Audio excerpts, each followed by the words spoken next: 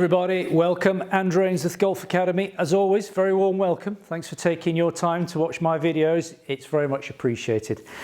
A little bit late to the party with this one. It's the new JPX 919 iron, and it's the hot metal. There's three in the series. We've got the hot metal, we've got the forged, and we've got the tours. Direct replacements to the 900 series, which I think are around about 18 months old, something like that, 18 months to 2 years. Good thing with Mizuno is their product life cycles are quite long by golf company standards. So let's get straight into this 919 hot metal review. First of all, take a look at this video that I'm just going to put up on the screen. Some real close-up shots of this. This thing, if golf clubs can be beautiful, then this is a really great looking golf club. It's very minimalist. Interesting thing that Mizuno does not appear on the actual club. Ignore the 30 on the bottom, which some of you may notice below the 7. That's as a fitting club. You won't get that on the real things. So nothing to say it's Mizuno. It's almost like they're going almost down the brand recognition with the Nike swoosh and the Runbird that's on the toe of the club here. So interesting that, but very minimalist, very sleek to look at, very, very attractive looking golf club. A lot of tech to talk about, so I need my book of everything, as the small brain up here will not retain all this information. We'll pop up images as we talk about each topic.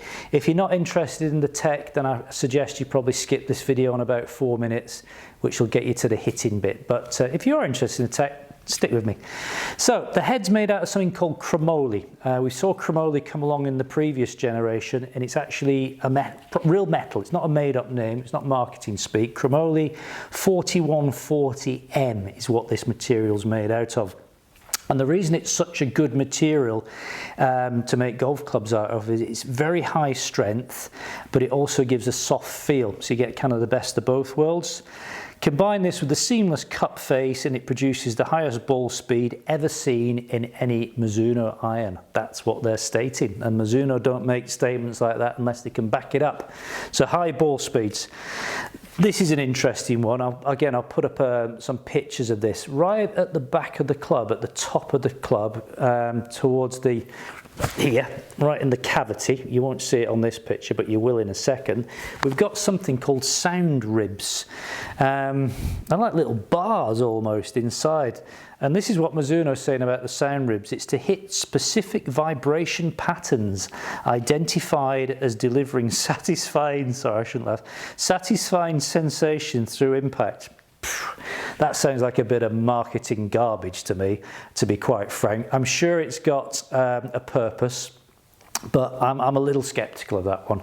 The other thing is that it does make a very, I wouldn't say odd noise, but it definitely makes a noise. You'll hear it when I'm hitting it. It's like creates a little bit of a swoosh as you hit it. But oh, come on, satisfying sensation. It's not a chocolate bar we're eating here. It's a golf club. Anyway, we'll move on to that. Stability, here's some good fact. This is what I would go with. Stability frame is open at the heel, and what this does is it enhances the stability of the club and it enhances the launch and the flight. Basically, I would think what that means is the MOI, the moment of inertia, resistance to twisting on the face, keeping the face very stable. There are some wedges which go with this called X30s. They are steel heads with milled grooves. They come in a gap, a sand and a lob. Put some pictures up there for you of those. Let's talk about lofts. They've been tweaked a little bit. I've got a 7-iron in my hands here. It's 30 degrees, which is fairly strong, but in modern day standards, 30 degrees on a 7-iron is becoming the norm. It's 37 inches long. Let's go back to the 900 hot metal.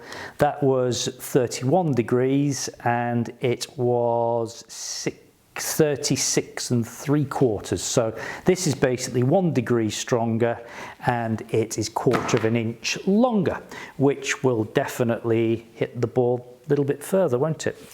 Price-wise, we're talking premium prices. Who's this up against? I guess this is up against Titleist AP3s, Callaway Rogue, Epic, that sort of style of club. Lots of others available, TaylorMades, whatever.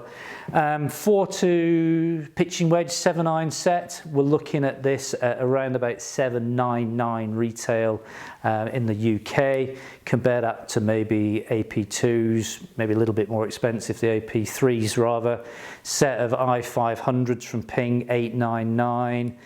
Callaway's coming in round about that price point. So they are premium, they are expensive, but it's a quality bit of kit, folks. We've got full custom fit, loads of shaft options, all the grip options, so you can have any shaft you want, be it graphite, steel, loads of grips, all custom fitted for $799 or round about that price point, depending on where you want to buy your equipment from. So that's the end of the babble. Let's get over into the hitting area and do the fun bit and hit some shots with this JPX 919 Hot Metal. Let's go.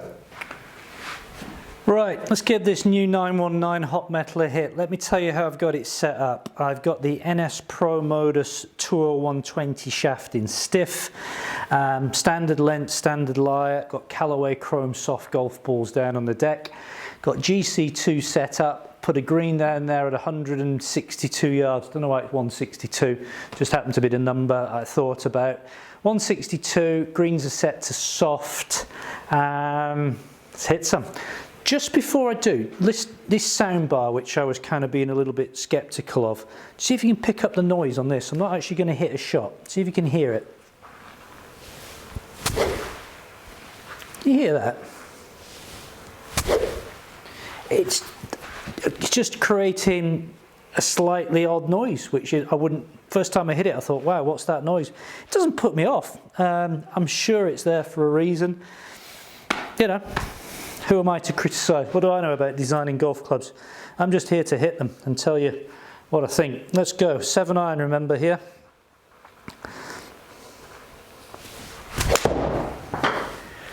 Not a bad strike to start with. Give that a solid 7.5 out of 10. Hit the green. We're going to dive in as we go and pick the odd one of these out and talk about the numbers. How did it feel? First of all, feel.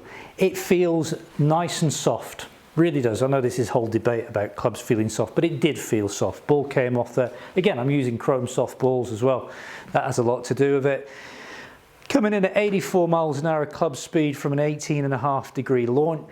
Excuse me. Remember, I'm a low ball launcher, so my launch angles are quite low. Spinning at just under 6,000, 159 carry. Very nice. Does it feel forgiving? Bit early to tell, to be honest. I need to hit some more shots. I'll see if I can miss strike some. Won't be too difficult. Let's go again. That was a better strike than the first one. I've just pulled it a little bit, which always tends to inflate yardages a little bit, doesn't it? As you turn it over. That was pretty middled, that one. Still hit the green. I just tugged it a little bit. Club speed's gone up 1 mile or 2. Carry distance has gone up to 166. 17, nearly 18 degree launch. Carrying, yeah, 166, 5,400 revs of spin. It's a great golf club, folks. It does everything you'd expect it to do, really. It's forgiving. It's pretty long.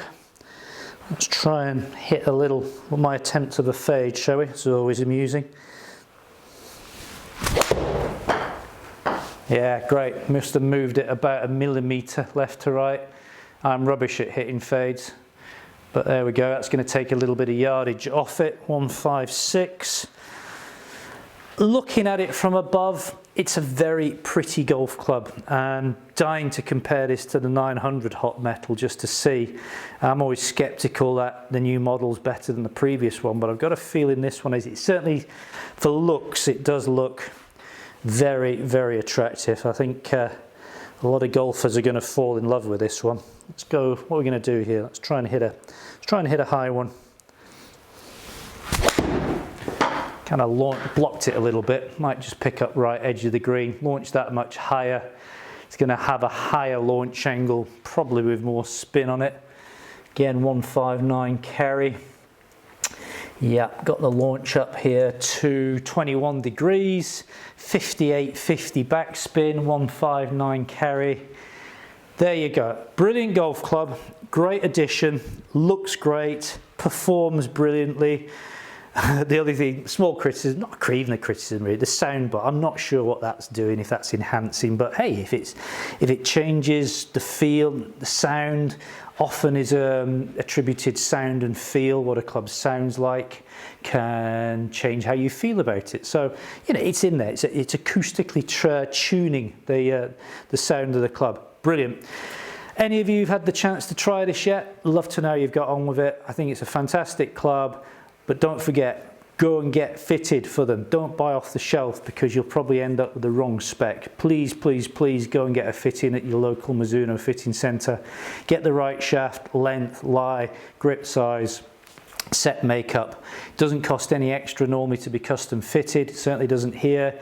If you're in the London area, North London, Hertfordshire, Bedfordshire, Buckinghamshire, you want a set, come and see me. Andrew Ainsworth Golf Academy. I don't charge for fits, and I promise you I'll give you a fantastic fitting. Thanks for watching the video. Click on that subscribe button down below. Give it a thumbs up if you want to. Post your comments down below. I always try and reply to all your comments if I can, good or bad as they may be, and I do enjoy hearing from you. Thanks again for watching. Bye for now.